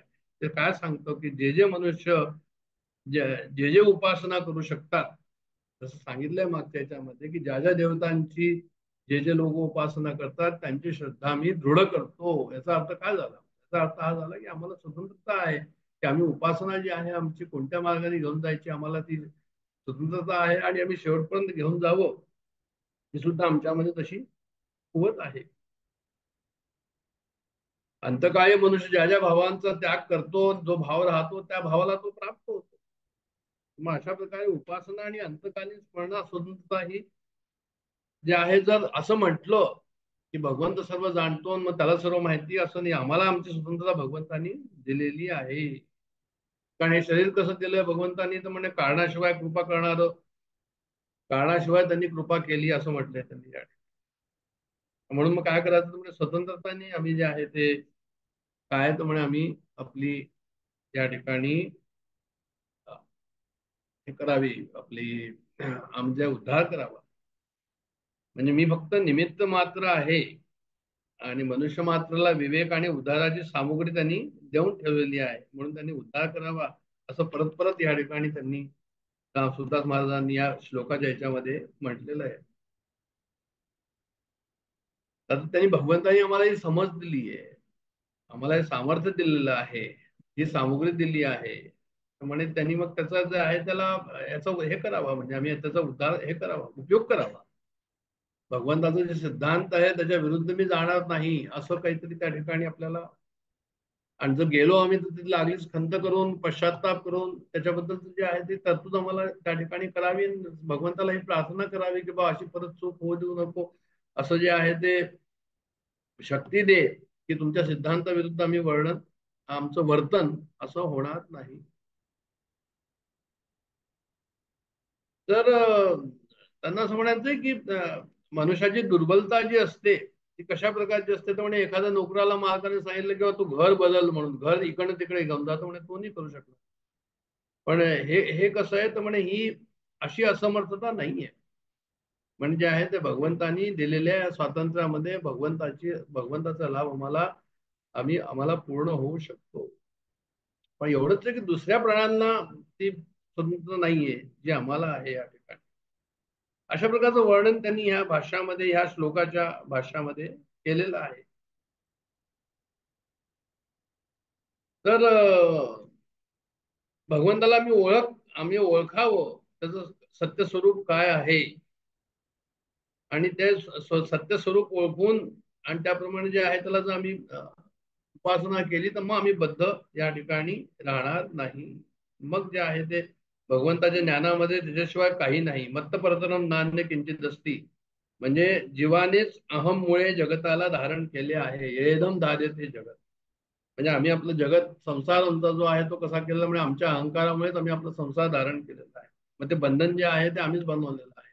मग मोक्ष सुद्धा जो आहे तो आम्हीच बनवू शकतो. पण तत्वदृष्टीने काय आहे, म्हणजे बंधनही नाहीये, मोक्षही नाही.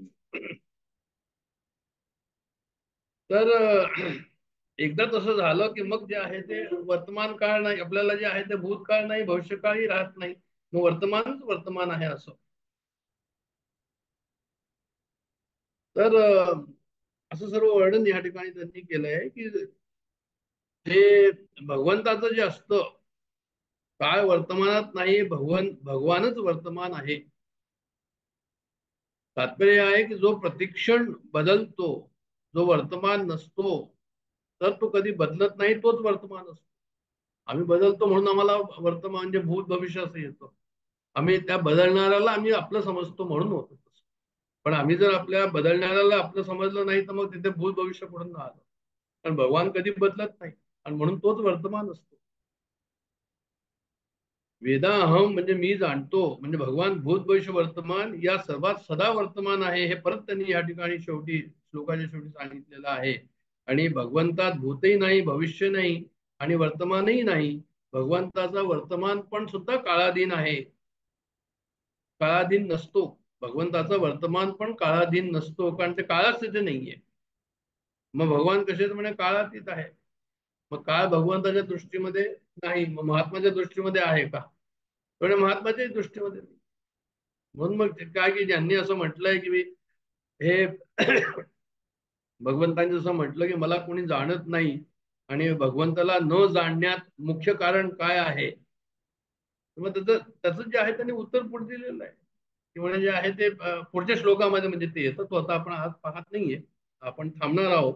पण सांगत तात्पर्य असं की ह्या श्लोकानंतर थांबणार आहोत की ज्याचं इच्छा आहे, ज्याची आसक्ती आहे, ज्याचा द्वेष आहे, जो द्वंद्वमोहाने ग्रासलेला आहे, जे प्राणी सर्व संसारामध्ये जे आहे ते लिप्त झालेले आहे, आणि अशा प्रकारे मूर्तीला प्राप्त झालेले म्हणजे जन्म मरणाच्या याच्यामध्ये आलेले जे लोक आहे, त्याच्यामुळे त्यांना जे आहे ते काय ते जाणत नाही. म्हणजे शेवटी काय झालं की द्वंद्वमोहेन भारत, द्वंद्वमोह जे आहे याच्यामुळे ते मला जे इच्छा द्वेष समुत्थेन, काम क्रोध लोभ मोह मद मत्सर याला आम्ही जे म्हटलेलं आहे, त्याच्यामुळे हे जाणत नाही माझ्या खऱ्या स्वरूपाला.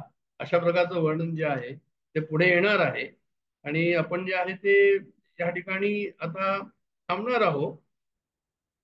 काही आणखीन जे विचार आहे या ठिकाणी मी पाहतो, काही एक दोन तीन विचार की त्यांनी असं लिहिलं या ठिकाणी की आम्ही कसे आहोत, जीव कसा आहे आणि शिव कसा आहे, तर म्हणे भगवंत कसा आहे, तर म्हणे भगवंत सर्वशक्तिमान आहे, सर्वव्यापी आहे, सर्वज्ञ आहे. जीव कसा आहे, तर म्हणे तो अल्पज्ञानी आहे, अल्पव्यापी आहे आणि अल्प शक्तिमान आहे.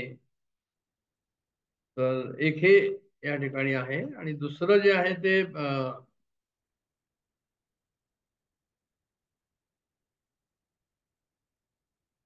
आपण पाहिलं आहे काळाबद्दल की भूत भविष्याच्या मधल्या काळाला वर्तमान म्हणतात, वर्तमानामध्ये जर मी नाही तर मग भूत भविष्यही मी नाही. त्यांना असं सांगा त्या ठिकाणी जेव्हा मी म्हणतो आणि मी याला जर पकडून बसतो देहाला, तर मग माझ्याकरता मग भूत आणि भविष्य असं येतं. पण जर मी जर भगवंतच आहे, आय एम दॅट, अहम ब्रह्मास्मी, असं जर एकदा झालं तर मग त्या ठिकाणी जो आहे तो काळच त्या ठिकाणी नाही. मग वर्तमानच आहे. मग वर्तमानाला वर्तमान म्हणण्यामध्ये सुद्धा जे आहे ते संकोचच होईल आपल्याला, की वर्तमान कशाला म्हणायचं, म्हणजे असं त्या काळाचा सुद्धा त्या ठिकाणी उपयोग, म्हणजे त्या शब्दाचा उपयोग करता येत नाही. म्हणजे सांगायचं तात्पर्य या ठिकाणी का, की मी जर आहे तर काळ आहे. ह्यात जे आहे ते मी मी हे महत्व आहे, की जोपर्यंत मे का स्वरूप नाही जानते तब तक जो है वो काल है. म्हणजे छोटा मी जाऊन मोठ्या मीला जेव्हा तो विलीन होईल, तेव्हा काय होईल, की त्यावेळेस ते काळ जाईल. म्हणजे मीच भगवंत आहे हे एकदा साधनेमधनं आपल्याला कळलं, हे जाण्याचं जे आहे जाणपण जे निवालं, तर मग म्हणजे तिथे काळच्या ठिकाणी जाणार नाही.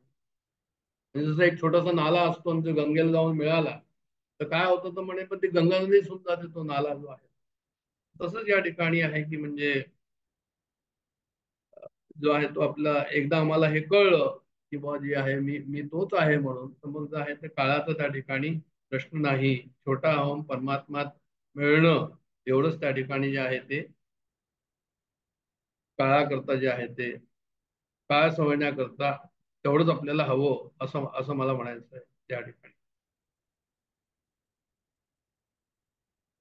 म्हणजे अवतारांना हे सर्व माहीत असतं. याचं एक उदाहरण त्यांनी अशा प्रकारचे दिलेलं आहे, की म्हणजे जॉन बाप्टिस्ट उदाहरण दिलंय त्यांनी, की जॉन बाप्टिस्ट होते ते सर्वांना जे आहे ते बाप्टिझम करत होते. आणि त्यावेळेस त्यांनी असं म्हटलं, की अरे आता असा कुणीतरी मनुष्य येणार आहे, की जो तुम्हाला, मी तर इथे पाणी देतोय, पण म्हणजे तो जो तुम्हाला पाणी म्हणून प्रसाद देतोय, पण म्हणजे तो तो जो आहे तुम्हाला तो ज्ञान देऊन जाईल म्हणून. आणि नंतर जे आहे ते काय झालं, की म्हणजे पुष्कळ दिवस मध्ये गेले आणि त्या लाईनीमध्ये लोक लागत होते त्यांचं बाप्तिझम करतात. तो एक साधारण मनुष्य आला आणि यांनी ओळखलं त्याला. अरे म्हणे हा जीसस, म्हणजे हा कार्पेंटरचा एक साधारण कार्पेंटरचा साधारण मुलगा होता. पण यांनी त्याला म्हटलं जॉन बाप्टिस्टने, की अरे मी तुला ओळखलं, मी तुला काय बाप्तिझम करणार, तूच मला करायला हवं. तर त्यावेळेस त्या जेससने असं त्यांना म्हटलं, की म्हणे नाही नाही, म्हणे जे आहे ते तुम्ही आपलं जे कार्य आहे ते चालू ठेवा. आचरण धर्मामध्ये जे आहे तो विरोध नको, तो आचरण धर्म जसा आहे तसा चालू ठेवा. मग त्याप्रमाणे तसं केलं. पण आता ह्या ठिकाणी दोन गोष्टी मला सांगायच्या, की म्हणजे जे संत असतात त्यांना काळाबद्दलच असं हे नसतं, त्यांना जे कळतं पुढचं काळ, एक हे झालं. आणि स्थापकाय धर्मस्य, धर्मसंस्थापना करता हे अवतार कार्य या ठिकाणी होतं. अशा प्रकारचा अवताराचा कन्सेप्ट आणि मनुष्य जन्माचा कन्सेप्ट आणि त्याच्यामधला फरक, आणि ते आम्हाला कसं या ठिकाणी प्राप्त करायचं, अनुभवांनी खूप आवर्जून ते सांगितलेलं आहे, की जोपर्यंत देह तादात्म्य जाणार नाही तोपर्यंत जे आहे ते काय, तर म्हणजे तोपर्यंत तुमचं काम होणार नाही. म्हणजे सर्व आमचे जे आहे ते all efforts should be concentrated to the देह तादात्म्य आमचं कसं जाईल, मी आणि माझं कसं जाईल. जे गोंधळकर महाराजांनी असंही सांगितलेलं आहे एका ठिकाणी, की क्रोध त्यांच्या जीवनामध्ये कुठेतरी आलाय. म्हणे क्रोध आला तर म्हणे क्रोध क्रोध आला तर म्हणे ह्याला क्रोध येईलच कसा, म्हणे क्रोध असेल तर म्हणे क्रोध येईल तर म्हणे मी जिवंतच राहणार नाही. त्यांना इतकं हे होतं, की म्हणजे हे जितके षडविकार आहे हे त्यांना लागूच शकत नाही, संतांना जे आहे ते येऊच शकत नाही. हे जे महत्वाचं आहे म्हणजे काय, की देह तादात्म्य त्या ठिकाणी नाही. आणि देह तादात्म्य जाणं हे अत्यंत महत्वाचं आहे. आणि आमचा सर्व प्रयत्न, पूर्ण प्रयत्न, सर्व अभ्यास, मागच्या इतक्या वर्षाचा दासबोधाचा अभ्यास जो आहे तो ह्याच दिशेमध्ये असायला हवा. उद्दिष्ट फक्त एकच आहे, की कसंही करून हे देह तादात्म्य आमचं जावं. आपल्या आत्मषटकामध्ये सुद्धा आपल्याला हेच परत ह्याचीच नोंदणी परत व्हायची आहे. ते आपण ऐकूया आता. मी आता इथे विरमतो. जय जय रघुवीर समर्थ.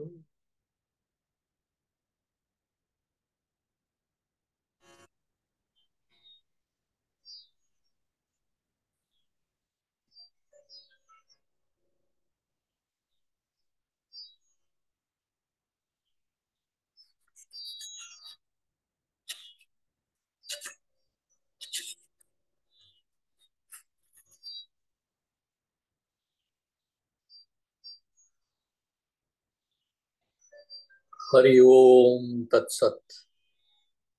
श्री गुरुवे नमः। सद्गुरुवे नमः। ब्रह्मानंदम परम सुखदम केवलम ज्ञानमूर्तिम द्वंद्वातीतं गगन सदृशम तत्वम अस्यादिलक्ष्यम् एकं नित्यं विमलं अचलं सर्वधी साक्षिभूतं भावातीतं त्रिगुणरहितं सद्गुरुं तं नमामि।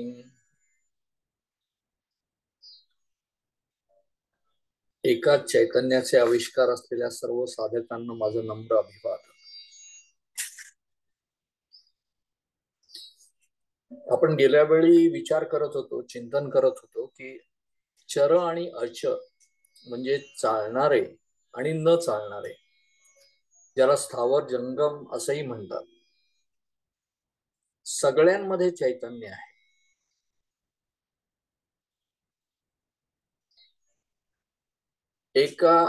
एक विशिष्ट प्रकारचा कॉन्शियसनेस, अवेअरनेस हा सगळ्यांमध्ये आहे। आपण त्यावेळी लोखंडाचं उदाहरण पाहत होतो, तसंच इतर एलिमेंट्सचं पण तसंच आहे। विशिष्ट रचना, त्यालाच धरून राहण्याचा गुणधर्म, प्रोटॉन्स आणि न्यूट्रॉन्स भोवती प्रचंड वेगाने फिरणारे इलेक्ट्रॉन्स, ह्याला चैतन्य नाही म्हणायचं तर काय म्हणायचं? लोखंडाला लोखंडच राहायचं असतं, सोन्याला सोनच राहायचं असतं। त्यांना त्याचे विशिष्ट असे गुणधर्म असतात। जसे चर म्हणजे चालणाऱ्या प्राण्यांनाही विशिष्ट गुणधर्म असतात, प्रत्येकाला स्पीसीस असतात। आंब्याच्या झाडाला आंबाच लागतो, मनुष्याच्या मादीला म्हणजे नारीला मनुष्यच मूल म्हणून जन्माला येतं। हे सगळं गुण काय आहे? हे सगळं आश्चर्य आहे, हे सगळं मिरॅकल आहे। आणि हे कशामुळे होतं? अत्यंत सूक्ष्म अशा डीएनए मध्ये असलेल्या डिझाईन्समुळे, पूर्व नियोजित डिझाईन्समुळे हे असंच होत असतं। हे एका अवेअरनेसमुळे होतं। हे रोज घडणारं जे मिरॅकल आहे ते कशामुळे होत असतं? तर हा कळणं हा फॅक्टर सगळ्यांमध्ये आहे। म्हणजेच कॉन्शियसनेस हा सगळ्यांमध्ये आहे। अणुरेणूमध्ये असलेल्या अवेअरनेसमुळे, अणुरेणूमध्ये सगळ्या अवेअरनेस जो भरलेला आहे, कॉन्शियसनेस जो भरलेला आहे, त्याच्यामुळे हे होत असतं। सत चित आनंद हा जो चित्त आहे, ज्याच्यामुळे सच्चिदानंद ही एंटिटी आहे आणि ते अमृत तत्व आहे, त्याच्यामुळे हे सगळं होतंय असं आपण म्हणतो।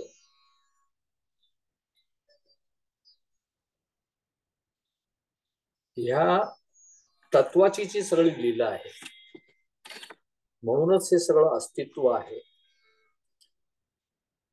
भगवंत 8व्या अध्यायात म्हणतात, परमस्तातु भावो अन्योन्य अव्यक्तो अव्यक्तास्तनः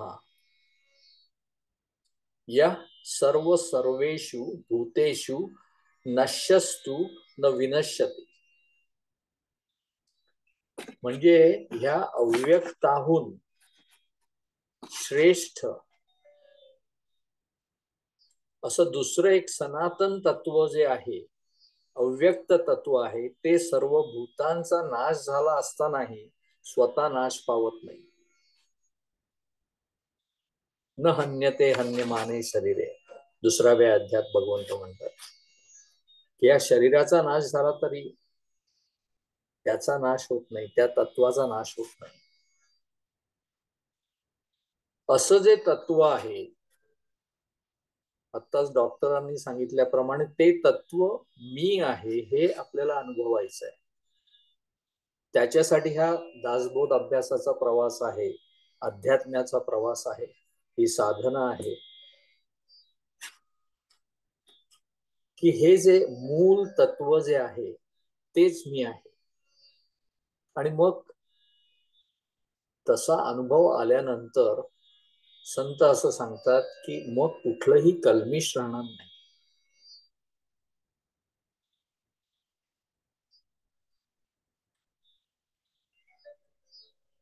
शरीराच्या तादात्म्यामुळे आपण आपल्यालाच स्वतःला संकुचित करून घेतलेलं आहे.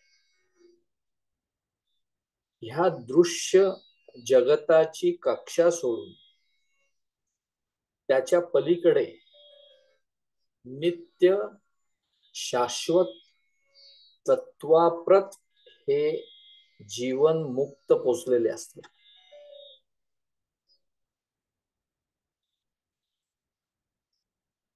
त्यांना ह्या नश्वर जगातील सुखदुःखाच्या आणि घडामोडींचं काय होणार, काय वाटणार, काय कौतुक असणार त्यांना.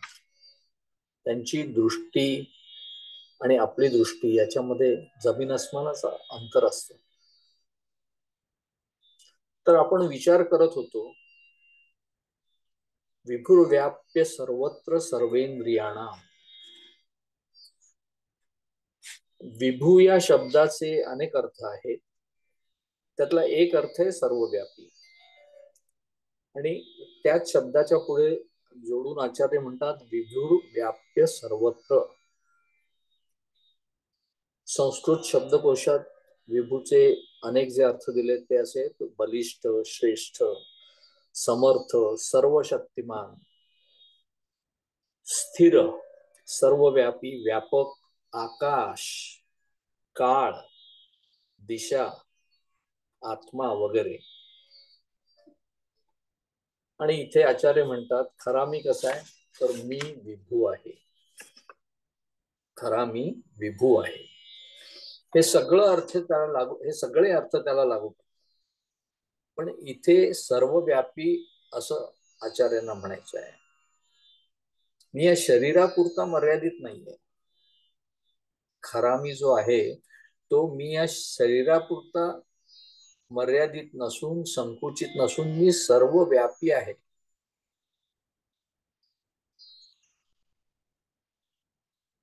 सर्वव्यापी हे समजणं नीट खूप खोलात विचार केला तर इतकं सोपं नाही.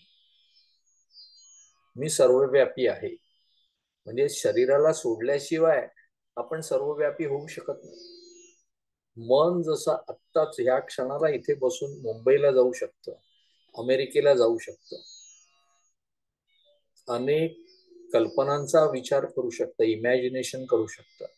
असं काहीतरी एक तत्व वेगळंच आहे, असा मी आहे की जो सर्वव्यापी आहे. हा जो मी स्वतःला मी आहे असं समजतो, म्हणजे अस्तित्व असलेला सत चित आनंद. सत म्हटलं की अस्तित्व आलं. मी आहे असं समजतो, किंवा आपण समजतो म्हणण्यापेक्षा, मी आहे असं समजतो म्हणण्यापेक्षा आपण म्हणूया की मी जाणतो हा शब्द वापरूया. जाणणे या शब्दामध्ये ज्ञान होणे, ज्ञान असणे, किंवा मला ज्ञान आहे.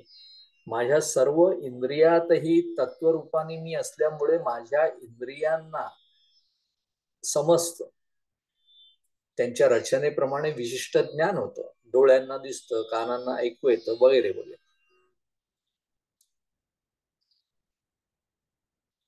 आपण विचार करतोय विभुर्व्याप्य सर्वत्र सर्वेंद्रियाणाम.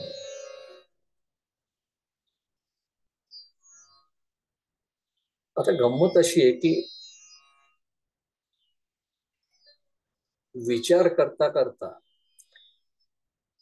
विभुर्व्याप्य सर्वत्र म्हणजे सर्वत्र म्हणजे काय, आपण त्यातून सरळ घसरून जातो, निघून जातो. पटकन लक्षात येत नाही की ह्या शब्दाचा सुद्धा एक अर्थ आहे आणि तो त्याचा अर्थ आपण गृहीत धरलेला आहे. सर्वत्र म्हणजे सगळीकडे.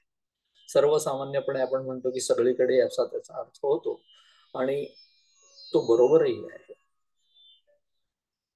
पण या सर्वत्रनी आपण नक्की काय म्हणत असतो?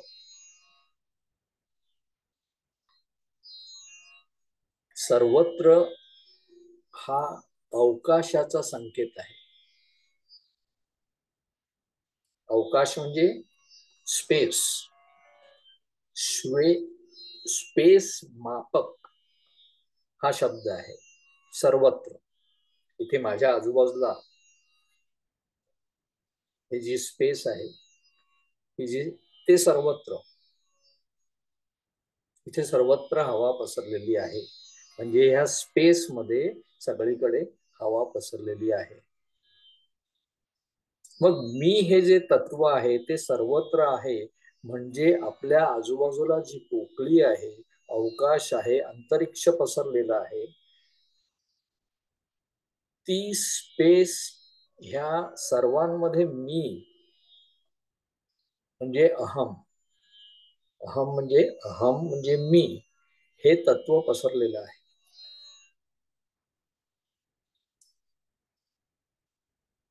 हे खूप गूढ आहे. कारण काही प्रश्न आपल्याला पडतात. मी या स्पेस मध्ये पसरलेले हे पण आपण ऍक्सेप्ट केलं आणि गृहीत धरलं की माझं मन इकडे तिकडे जाऊ शकतं, माझी बुद्धी इमॅजिन करू शकते. पण मला असा प्रश्न पडला की मी सर्वत्र जर पसरलेला आहे तर हे स्पेस ही माझ्यापेक्षा वेगळी आहे का? त्या स्पेस मध्ये मी पसरलोय म्हणजे स्पेस माझ्यापेक्षा वेगळी आहे का? अहम तत्व जे आहे त्या तत्वापेक्षा स्पेस नावाचं काही वेगळी एंटिटी आहे का? आणि ती माझ्याही आधी होती का? मी जर आद्य असेल, मी जर अनादी असेल, मी जर अजय असेल, मी जर अमर असेल, तर मग माझ्या आधी ही स्पेस कशी असेल? आणि पोकळी आली कुठून? ही जी स्पेस आहे ही आली कुठून असा एक प्रश्न पडतो. तर हे जे सगळे प्रश्न आहेत की आपल्या तत्वज्ञानामध्ये भारतीय तत्वज्ञानामध्ये आपण म्हणतो की पहिल्यांदा ब्रह्माच्या आधी काहीही नव्हतं. ब्रह्म हे एकच तत्व आधीपासून होत, जे अजय आहे, जे अमर आहे असं तत्व, आणि ते मी आहे. हे एक पालुपद आपण नेहमी लक्षात ठेवायचं. त्यांनी काय होतं, आपला संकुचितपणा कमी होतो आणि तेच आपलं ध्येय आहे की संकुचितपणा कमी झाला की हे जीवनामध्ये येणारं सुखदुःख आणखीन हे जे लहान अत्यंत क्षुद्र वाटायला लागतात आणि हे क्षुद्र वाटायला लागले की आपण त्याच्यातून बाहेर पडू शकतो. हे त्याचं एक साईड इफेक्ट आहे आणि चांगला साईड इफेक्ट आहे. पण आपल्याला फक्त तेच नाही घ्यायचंय, तर मला ब्रह्मच व्हायचंय आणि मी ब्रह्मच आहे हे अनुभवायचं आहे. तर आपण विचार करत होतो की आपल्या तत्वज्ञानात आपण म्हणतो की पहिल्यांदा फक्त ब्रह्मच होतं आणि काहीही नव्हतं. आणि मग त्या ब्रह्माने म्हणे विचार केला की एको अहम बहुश्यामी असं म्हणून ब्रह्मतत्वाने ईशणा केली. ईशणा केली म्हणजे काय, तर कर्तृत्व कल्पना केली, म्हणजे क्रिएटिव्ह कल्पना केली. नुसती कल्पना नाही केली. तर ईशणाचा एक गर्भित अर्थ असा आहे की ती कल्पना केल्याबरोबर तसं घडतं, त्याला ईशणा म्हणतात. तर ब्रह्मतत्वाने ईशणा केली की आता मला कोणतरी बरोबर हवं, सवंगडी, म्हणून स्वतःच्या योनीतूनच जी काही अव्यक्त प्रकृती होती, त्या अव्यक्त प्रकृतीने प्रथम पंचमहाभूत निर्माण केली, 3 गुण तयार केले. म्हणजेच आकाश, अवकाश, आकाश, वायू, अग्नी, आप, पृथ्वी हे आणि सत्व, रजतम असे गुण, अशी अष्टधा प्रकृती निर्माण झाली. याचा अर्थ असा की ब्रह्म म्हणजेच आत्मा, म्हणजेच खरा मी, हा अवकाश आणि स्पेसच्या आधीपासून आहेच आहे. विभुर्व्याप्य सर्वत्र म्हणताना मीच हे अवकाश निर्माण केलेलं आहे आणि ऑफकोर्स मी त्यात आहेच.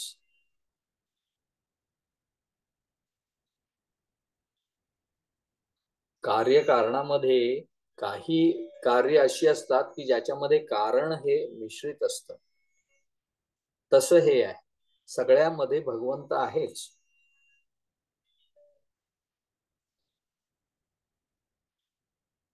आणि मी ज्ञानरूप असल्यामुळे मला कुठलाही विशिष्ट आकार नाही, मला कुठलंही रूप नाही, आणि मला कुठेही जायला यायला बॅरियर नाही, अटकाव नाही. एकाच वेळी मी सगळीकडे आहे.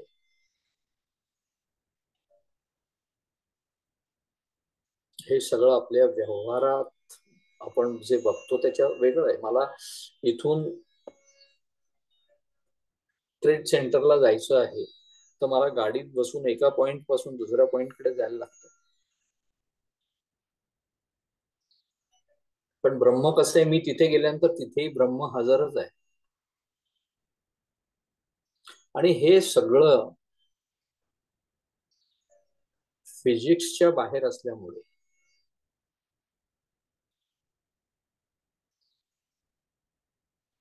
माझ्या बुद्धीला समजण्यासारखं नाहीये. बुद्धी तर अंतःकरणात आहे, त्याच्याही आधी माझ्या या चर्मचक्षूंना समजण्यासारखं नाही, आणि चर्मचक्षूंना त्याच्यामुळे खरा मी हा दिसू शकत नाही. आत्ताच गीतेमध्ये भगवंतांनी सांगितलं, डॉक्टर, मी असा झाकला गेलेलो, मी स्वतःला झाकून घेतलेलं आहे. ईशावास्य उपनिषदात पण तेच म्हणतात. विश्वरूप दर्शन ज्यावेळी अर्जुनाने इच्छा दाखवली भगवंताला की अरे बाबा तुझं खरं दर्शन तू दाखव मला, तुझे काय म्हणजे तू एवढं सांगतोय सगळं, पण ते त्याचा खात्री पटण्यासाठी म्हणून त्याचा अनुभव आल्याशिवाय खात्री पटत नाही. म्हणून मला तू विश्वरूप दर्शन दाखव. त्यावेळी अर्जुनाला ऍक्च्युली श्रीकृष्णांना खूप भगवंतांना घाई झाली होती. त्यांना विश्वरूप दर्शन दाखवलं, पण ते काही त्याला दिसेना. आणि मग भगवंताच्या लक्षात आलं, अरे त्याच्या डोळ्यांना कसं दिसणार ते, म्हणून त्याला एक दिव्य दृष्टी दिली आणि तेव्हाच त्याला विश्वरूप दर्शन झालं.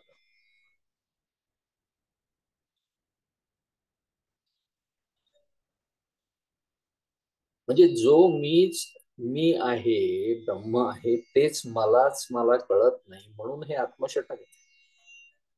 त्याचा विचार आहे, त्याचं चिंतन आहे, आणि असं चिंतन करून साधना करून करून आपल्याला एक दिवस असा येईल की आपल्याला अपरोक्ष ज्ञान होईल, आपल्याला ती दिव्य दृष्टी प्राप्त होईल, आणि आपल्याला खरा मी कोण आहे ते कळेल.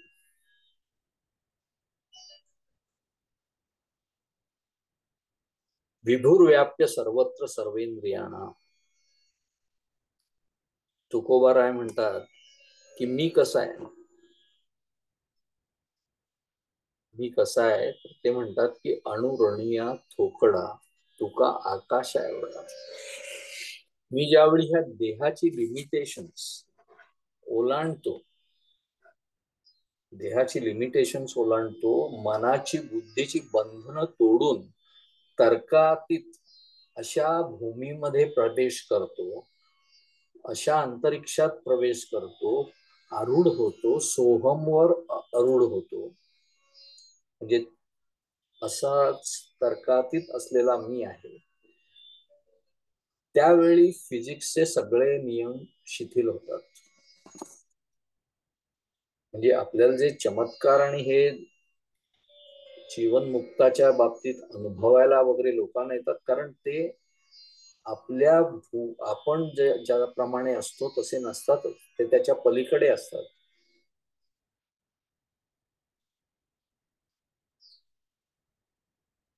असे म्हणतात की क्वांटम मेकॅनिक्स मध्ये नॉर्मल फिजिक्स लागू पडत नाही.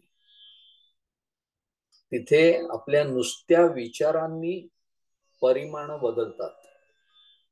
म्हणजे त्यातले जे ऍटम्स आणि अणुरेणू असतील त्याचं वजन करायची ज्यावेळी सायंटिस्टनी प्रयत्न केला, त्यावेळी त्यांच्या लक्षात आलं की नुसतं त्यांच्या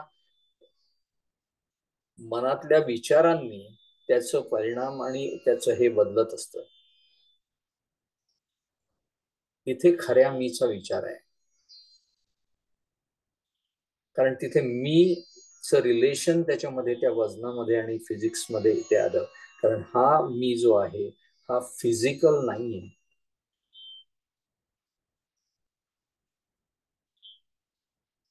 म्हणजेच शरीरातीत आहे. शरीराचं तादात्म्य आपल्याला सोडल्याशिवाय त्याच्यामध्ये आपल्याला शिरता येणार नाही. ज्ञानदेव माऊली म्हणते की उपाधी माझी गुप्त, चैतन्य असे सर्वगत. या उपाधी माझी गुप्त, चैतन्य असे सर्वगत, ते तत्वज्ञ संत स्वीकारिती. उपाधी म्हणजे शरीर. ह्या शरीरात खरा मी जो आहे तो गुप्त आहे आणि चैतन्य रूप आहे, ज्ञान रूप आहे. तो सर्वगत म्हणजे सर्वत्र आहे, सर्वत्र संचार करणारा आहे. सर्वत्र संचार हे टेक्निकली शास्त्रीय दृष्ट्या चुकीचं आहे, कारण आत्मा संचार करत नाही, तो सगळीकडे आधीच हजर आहे. भरला हरी घनदाट दिसे. 12वा अध्यायात भगवंत म्हणतात, सर्वत्र गम अचिंत्य कूटस्थ अचलम ध्रुवम. हा सर्वत्र असणारा अचिंत्य, कूटस्थ, अचल आणि स्थाणू स्थिर असा आहे. तर आज आपण विचार केला विभुर्व्याप्य सर्वत्र सर्वेंद्रियाणा. आता आजची वेळ संपली, आपण आत्मशतक घेऊया.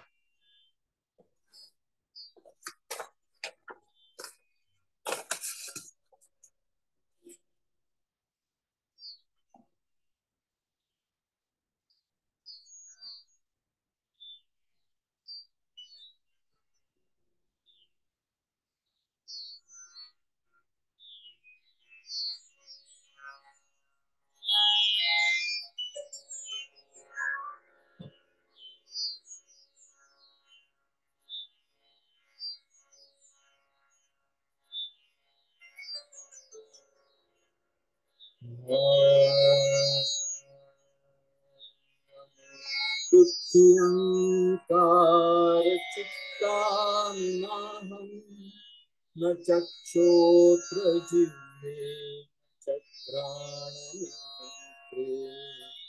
न व्योम भूमिर्न तेजो न वायु चिदानंद रूप शिवो न च प्राण संज्ञो न वै पंचवायु न वा सप्तधातु न वा पंचकोश न वा पाणिपादौ न चोपस्थपायु चिदानन्दरूप शिवोऽहं शिवोऽहम्। न मे द्वेषरागौ न मे लोभमोहौ मदो नैव मे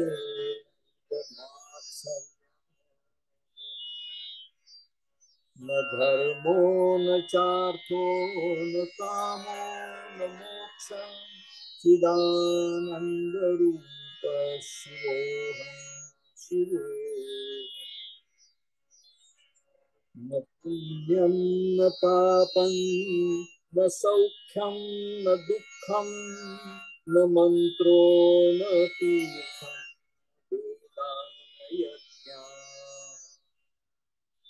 अहं भोजनं नैव भोज्यं न भोक्ता चिदानन्दरूप शिवोऽहं शिवोऽहम्।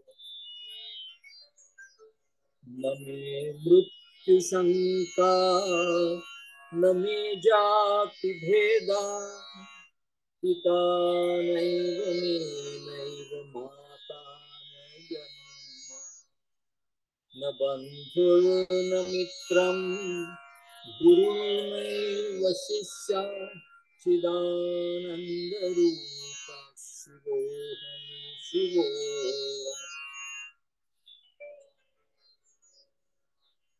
अहं निर्विकल्पो निराकाररूपो विभुर्व्याप्य सर्वत्र सर्वेन्द्रिया सदा मे समत्वं न मुक्तिर्न बन्धा चिदानन्दरूप शिवोऽहं शिवोऽहम्। चिदानन्दरूप शिवोऽहं शिवोऽहम्। चिदानन्दरूप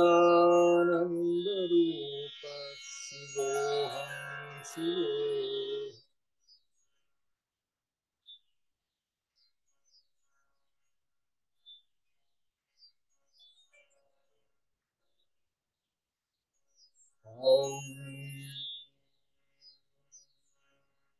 पूर्णमदं पूर्णमिदं पूर्णात् पूर्णमुदच्यते पूर्णस्य पूर्णमादाय पूर्णमेवावशिष्यते।